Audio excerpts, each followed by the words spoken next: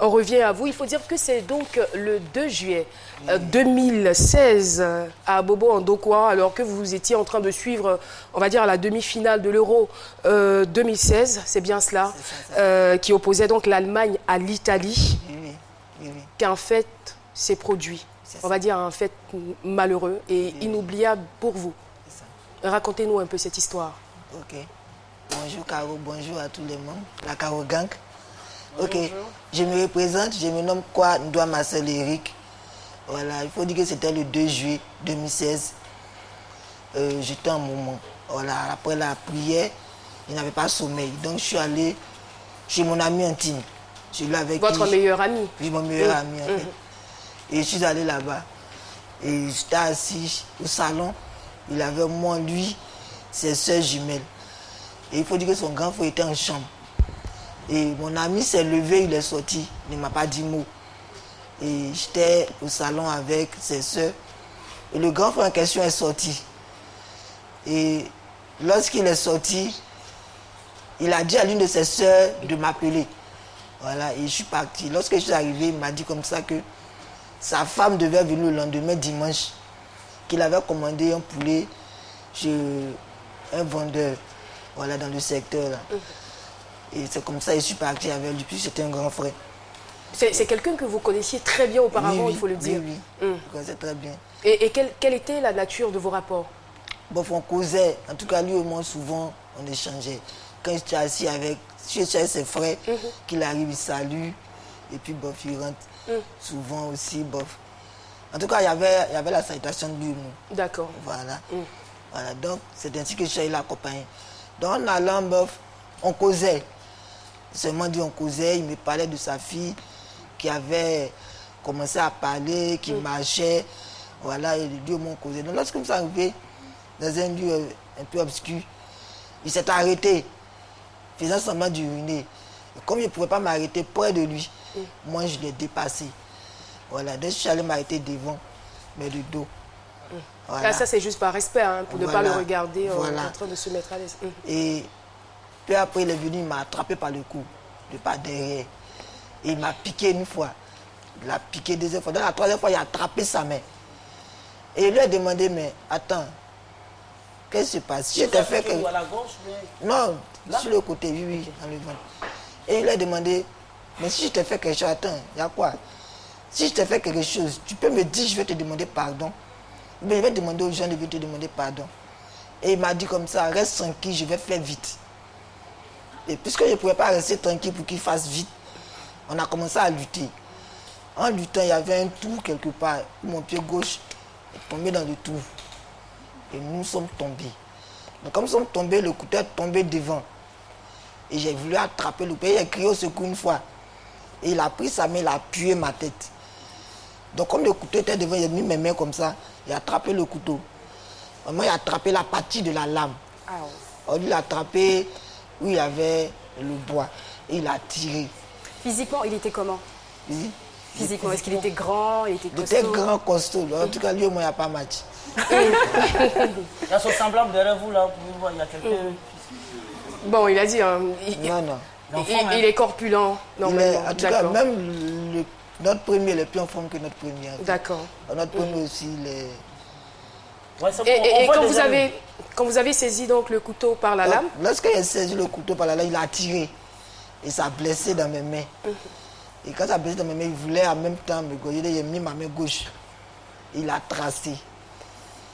Donc quand il a tracé, il a enlevé, puisqu'il a enlevé mes mains. Et il a commencé à faire son travail. Donc, bon, quand on dit je ne veux même pas imaginer cela. Quand on dit qu'il a commencé à faire son travail, c'est quoi? Il a commencé à m'égorger en fait. Voilà, il a commencé à m'égorger. Et il a fait, puisqu'il n'avait plus d'issue, il ne savait plus quoi faire. Voilà, j'ai commencé à prier. Voilà, j'ai prié. J'ai dit, Jésus, sauve-moi. C'est quand même... C'est quand même un sacré réflexe, hein. Je vais dire que ça symbolisait quoi la prière? Qu'est-ce que vous demandiez dans votre prière? Parce que je me dis, quelqu'un qui est en danger, qui se trouve entre la vie et la mort, le réflexe, c'est de crier à l'aide il attend forcément un secours physique.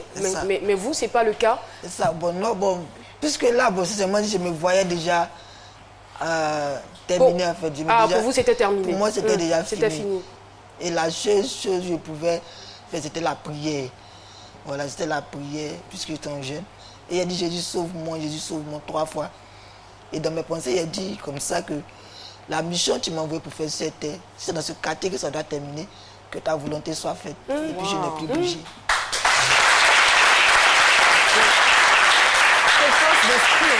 Franchement, une vraie force d'esprit. Franchement. Et je n'ai plus bougé. Bon, j'étais là, j'étais couché. Il y a quelqu'un qui me disait comme ça, bof. Et il ne bougeait plus, sincèrement dit. Et après, bon, j'avais perdu un peu connaissance. Mais il faut dire que quand tu es dans ce genre de situation, tu te poses mille et une questions. Ouais. Je ne vais plus voir maman, je ne vais plus voir mes amis, tout ça. C'est toute votre vie, en fait, qui voilà, défile sous vos yeux. Voilà. À défile, et comme ça. Après, puis après, je me suis rendu un peu compte, c'est qu'il était en train de me tirer par les pieds. Il me tirait par les pieds. Bon, là, je n'ai plus bougé. Je n'ai plus bougé, je me suis laissé. Il me tirait et il m'a mené dans les herbes. Et lorsqu'il m'a mené là-bas, j'étais couché. Je vois, il m'a dépassé. Puisque je ne pouvais pas me lever sur le champ, il a laissé m'a dépassé et j'ai... Donc, si je comprends bien, c'est quand il vous a tiré, parce que vous avez expliqué tout à l'heure, c'est comme si vous aviez perdu connaissance. Oui. Donc, quand il vous a tiré par les pieds, tirait, oui. Vous après, êtes revenu à voilà. Vous. Et j'ai senti qu'il me tirait. Et lorsqu'il me tirait, il m'a mis dans les herbes. Là, je ne bougeais pas. Je ne bougeais plus. Puis j'étais couché, je regardais. Et lorsqu'il m'a dépassé, puisqu'il avait déjà coupé, il avait déjà tranché, et j'ai figé ma tête pour regarder. Donc vous êtes passé pour mort. Voilà, pour regarder où il était. Et j'ai vu que c'était un peu éloigné.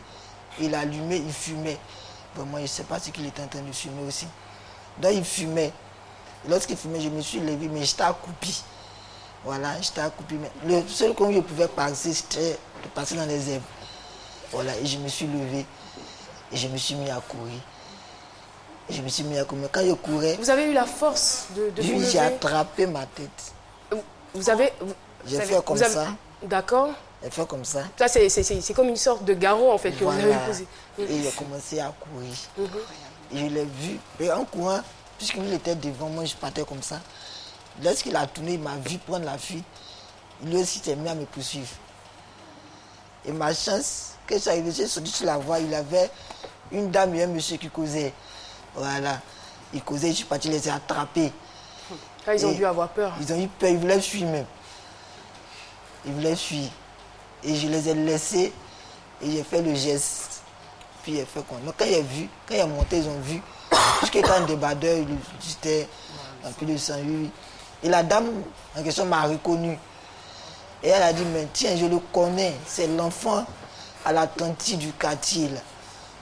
Et ils m'ont demandé comme ça de m'asseoir dans le noir. Là. Ils vont l'appeler des gens. Et j'ai fait comme ça, non, qu'il est là. Il est là. Et la dame, le monsieur a dit, on dirait que son agresseur est là, qu'on n'a qu'à aller avec lui. Et ils m'ont pris, ils sont allés. Donc lorsque ça m'a vu à la lumière, là je ne pouvais plus. Voilà, je ne pouvais plus, j'étais fatigué, tout ça. Et je me suis couché, là. Et quand je me suis couché, ils sont là appelés maman. Et mon ami intime en question, mon meilleur ami, ben, maman a dû l'appeler. Il est arrivé. Il est arrivé sur moi. Quand il est arrivé, il m'a dit, criait, il me disait, mais qu'est-ce qui est arrivé à mon frère? Là, c'est mon ami intime qui disait ça. Qu'est-ce qui est arrivé à mon frère? Avant d'arriver à votre meilleure amie, maman est dans ce studio avec nous très rapidement. On va donc avoir... Est-ce que vous pouvez nous ramener rapidement un micro? Alors, maman, Ibé, bonjour maman. Bonjour. Bonjour ma fille. Alors, quand vous avez appris la nouvelle, comment est-ce que vous avez réagi? Franchement, c'était pas facile. J'étais en chambre.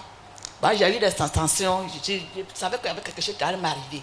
Et puis, vous avez un pressentiment. Voilà. Et puis, les gens sont venus taper à la porte. Et puis, le jeune m'a dit que voilà, ma soeur, ils ont tué. Il est couché là-bas. Oh là là. Voilà. C'est comme ça. Comment je suis sortie de la maison, pour arriver sur les lieux, là, je ne sais pas comment j'étais. Bon, j'arrive, on m'attend, on dit de ne pas arriver où il est couché. Je le vois coucher au loin, on m'a dit de ne pas arriver. Il dit, bon, laissez-moi au moins, j'allais appeler son frère, trouvez-moi un taxi, peut-être qu'on peut le sauver. C'est ainsi qu'ils ont parti prendre un taxi, et puis j'ai appelé son frère, et puis on est parti à Oufou-Boigny. Ils disent qu'ils ne peuvent pas. Mais néanmoins, on lui a passé un ballon pour qu'il puisse tenir jusqu'au chute des traits. Pourquoi? Parce que c'était grave. C'était grave, c'était grave, c'était grave. C'est-à-dire que maman, on me dit, on m'a dit, mais je ne me pas regarder. Si je regardais, je tombais. Voilà. Et après ça, vous êtes allé dans un autre hôpital? On est parti à Oufou-Boigny. Après, on nous a conduit au chute des traits civils. D'accord. Voilà. D'accord, merci beaucoup. Et quand vous êtes arrivé là-bas, le médecin, qu'est-ce qu'il a dit? Bon, comme ça m'est arrivé. Bon. La première personne, il a posé à mon fils, est-ce que vous avez de l'argent? Et puis je lui ai dit, Dieu pourvoira. Voilà. Je lui ai dit, Dieu pourvoira. Qu'est-ce que vous voulez faire? Faites. Moi, c'est la santé de la vie de mon fils que je veux sauver. Ils ont commencé, bon, ils sont partis faire la chose, le premier, comment on fait? La première analyse pour voir combien de sang qu'il a perdu. Mais avec le sang qui a coulé dans la bouche, il a égorgé. Au côté où ils l'ont mis. Dans la voiture, au feu, le sang coulait. Mais avec ça, quand on est parti, on a fait l'examen. Il a perdu 1 litre. Wow. Vraiment, merci beaucoup. Merci maman. Alors, vous avez perdu 1 litre de sang, mais il faut dire que vous avez eu vraiment beaucoup de chance. Il y a une artère qui n'a pas été touchée, l'artère carotide. Voilà, c'est bien cela. Parce que si l'artère carotide avait été touchée, vous seriez mort. En 1 minute, vous vous videz automatiquement de votre sang. C'est l'artère qui est directement reliée au cœur. Heureusement, on va dire que cette artère-là n'a pas été touchée. Donc vous allez donc suivre beaucoup de soins, beaucoup de chirurgie, c'est bien cela. Et aujourd'hui, vous êtes là sur le plateau. Mais ce qui est important de mentionner, c'est qu'en plus d'avoir été égorgé, vous avez reçu 25 coups de couteau. 25 coups de couteau dans le ventre. Et malgré cela, vous êtes en vie. Franchement, non. Je pense très sincèrement que vous devriez avoir un visage beaucoup plus rayonnant. Parce qu'on ne parlerait plus de vous aujourd'hui, on parlerait de vous au passé. Franchement, et vous êtes là, c'est un véritable miracle qui vous envoie ici sur ce plateau. Et alors, je vais vous poser 2 questions en même temps. La suite, vos relations avec votre meilleur ami, et qu'en est-il devenu votre bourreau? Ok, bon, la relation avec mon meilleur ami, c'est seulement dit, on cause. Voilà, on arrive à échanger. Il me rend visite. Voilà, mon meilleur ami me rend visite. On échange souvent. Voilà, on se salue. En tout cas, sa famille et moi, je n'ai pas mis de distance. Voilà, je n'ai pas mis de distance. Puisque la tête même n'a pas mis de distance. Les parents n'ont pas mis de distance, ce n'est pas moi. Même si j'ai été agressé. Bon, je me suis dit non, après, c'est vrai, dans les débuts, ça m'a fait mal. Voilà, pourquoi? Parce que c'est le frère de mon ami, de mon meilleur ami. Il y a eu peut-être aussi des soupçons. Voilà, ça m'a fait mal. Mais lui, bon, c'est seulement dit, je n'ai pas... Vous ne lui en voulez pas du tout? Non, je ne l'en veux pas, c'est seulement dit. Voilà. Et votre bourreau, qu'est-il devenu? Bof, lui, quand jusqu'à l'hôpital, il m'avait donné 3 mois. Voilà, il m'avait donné 3 mois. Et mon grand-père est venu me dire, lorsqu'il m'a dit, moi, seulement dit, j'ai fait une prière. Et 2 semaines après, c'est mon grand frère qui l'a attrapé. Voilà. Mon grand frère l'a appelé avec un numéro que ses frères lui ont donné. Voilà, et un samedi comme ça, mon grand frère était venu me rendre visite avec mon petit frère et sa femme. Voilà. Et on était en train d'échanger et il a lancé le numéro de mon bourreau. Voilà. Et ça a sonné. Quand il a décroché, mon grand frère a joué le plan en disant que lui s'en va en Europe pour 2 semaines. Voilà, mais qu'il voulait quelqu'un pour venir surveiller sa maison. Et c'est ainsi qu'il a accepté. Et mon grand frère a dit de venir à Cocody Duncan. Il a dit qu'il ne connaissait pas Duncan. Que mon grand frère vienne à Bobo PK18. Mon grand frère a dit non, il ne connaissait pas PK18. D'accord. On va essayer de passer certains détails. Mais aujourd'hui, il est où? Est-ce qu'il a été arrêté? Oui, il a été arrêté ce même jour même à Djamé, 220 logements. Radjamé Renault, excusez-moi. D'accord. Voilà, actuellement, il se retrouve à la Maca. À la Maca, ok. Je voudrais savoir, Oui. il a été condamné à combien d'années? Bon, Ou pour le l'instant, moment, il n'y a pas il eu de- n'a pas encore été jugé. Il n'a pas encore été jugé. Merci. Merci beaucoup. Mais franchement, je veux dire que rien ne peut justifier une telle barbarie. Franchement, quelle que soit la raison, est-ce qu'on lui a posé des questions? Vous savez pourquoi il a fait ça? Bon, selon ce que moi j'ai appris, il a dit seulement qu'il n'aimait pas ma tête. Quoi? Et que lorsque... Lui, Parce que, mais il a une bonne tête et puis il n'aime Non, pas franchement, arrêtez parce que je suis déjà énervée là. Parce qu'on n'aime pas quelqu'un. et Eh ben, dis donc. lorsque je causais, après ses soeurs venaient prier un peu avec moi. Ses soeurs venaient prier un peu avec moi. Elle a dit comme ça que ça gâtait ses tubes, bon, un peu comme ça. Mais lui, mais il faisait quel travail? C'était un vigile. D'accord. Ok. Alors, on va avoir tout de suite l'avis du sage Cassie.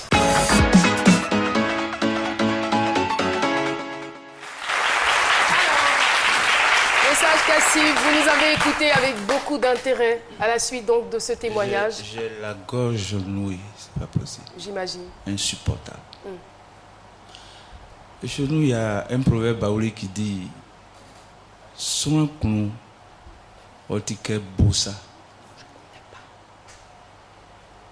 qui Allez-y. peut se traduire comme l'intérieur de l'humain est comme une forêt. Pour dire qu'on ne peut pas finir de connaître un être. Il y a un autre proverbe baoulé qui va à peu près dans le même sens et qui dit Soin ou les tiers, qui peut se traduire par voir une personne, ce n'est pas la connaître. Aujourd'hui, on ne sait plus à qui avoir confiance. Notre monde nous impose d'être plus vigilants et plus prudents. Je me demande si ça ne va pas nous conduire à une sorte de méfiance, ce qui serait insensé quand on veut vivre ensemble et que chacun se méfie de chacun. Ça devient insupportable. La paix prend un coup.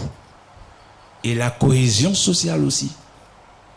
Mais il n'y a pas lieu de se décourager parce qu'il y a des valeurs sur lesquelles nous pouvons compter pour quand même faire face à ces menaces. Et ces valeurs ont pour nom la foi, ce qui a sauvé mon fils.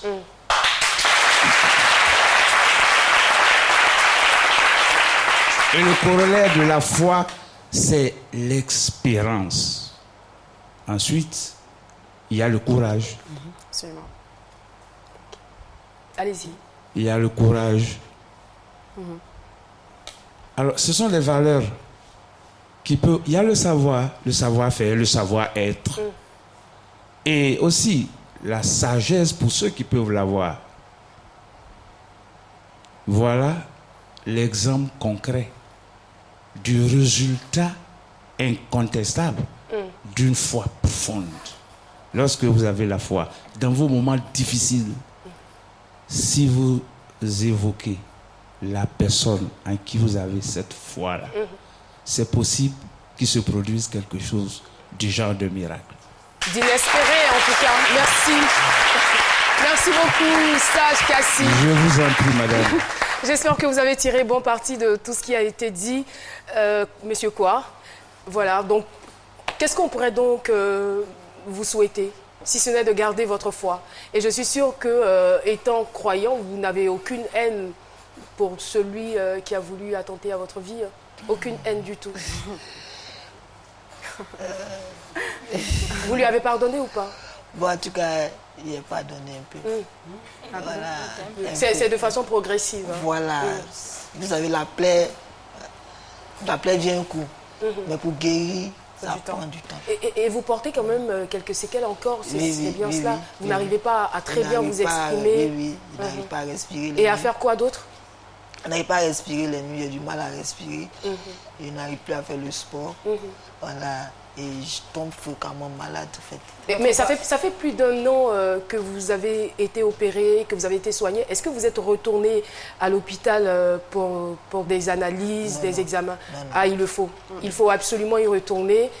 Voilà, et les médecins vous diront, ils vont faire des scanners pour voir s'il y a encore des choses à retoucher, à revoir pour que vous ayez une meilleure santé. Mais avec le temps, on est sûr que... Parce que moi, ce que je retiens aussi, c'est que vous êtes véritablement un miraculé. Il y a une autre artère, l'artère, comment on appelle ça, rétinienne, qui est directement reliée aux yeux. C'est-à-dire que si cette artère avait été touchée, vous seriez aveugle. Donc vous sortirez, on va dire, de cette barbarie, soit aveugle, enfin, ou vous n'en sortiriez pas du tout. Mais vous êtes là avec tous vos sens, toutes vos facultés, et nous, on est très, très heureux. Merci d'être venu partager votre témoignage avec nous, beaucoup de courage, et on espère bien que vous allez reprendre le chemin de l'école. Merci.